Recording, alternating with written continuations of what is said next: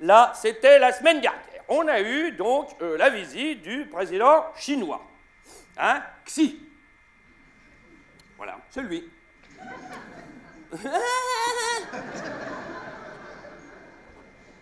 Ce racisme anti-chinois, vraiment...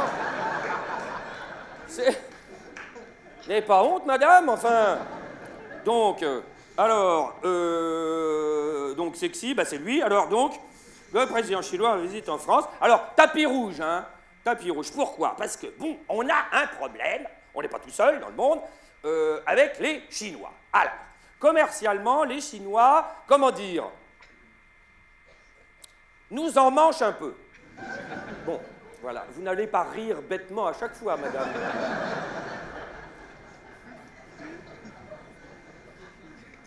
Mais c'était... Alors peut-être que c'est que les Chinois... On verra sur l'info d'après. Sinon, dans toutes les infos, je vous rajoute un Chinois.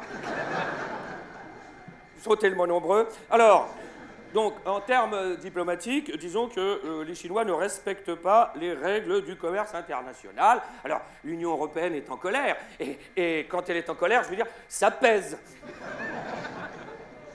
Un peu. Alors, le problème, c'est la compétitivité. Parce que c'est toujours le problème. Il faut être compétitif. Nous sommes dans une époque, t'es pas compétitif, tu meurs. Voilà, il faut être compétitif. Alors, le problème, c'est maintenant, c'est que... Comment être plus compétitif que les Chinois?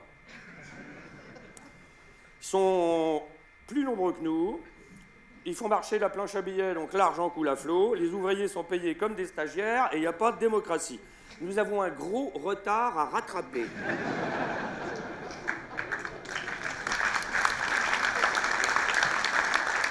Merci, merci. Essayez d'applaudir ensemble, parce que sinon on a l'impression d'être à une réunion d'écolos et c'est... Voilà, alors, l'absurdité, la vraie info là-dedans, mais on ne l'a pas vu beaucoup, je suis tombé dessus, mais vraiment par hasard, c'est que la Chine, hein, est toujours considérée, depuis 2001, comme un pays en voie de développement.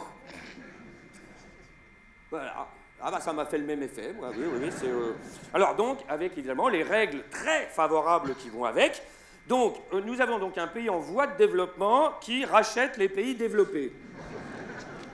Voilà, nous vivons dans un monde de fous, mais ça, alors là, l'absurdité. Et là où est la vraie absurdité, c'est que c'est la Chine, donc, qui décidera ou pas de quitter ce statut favorable.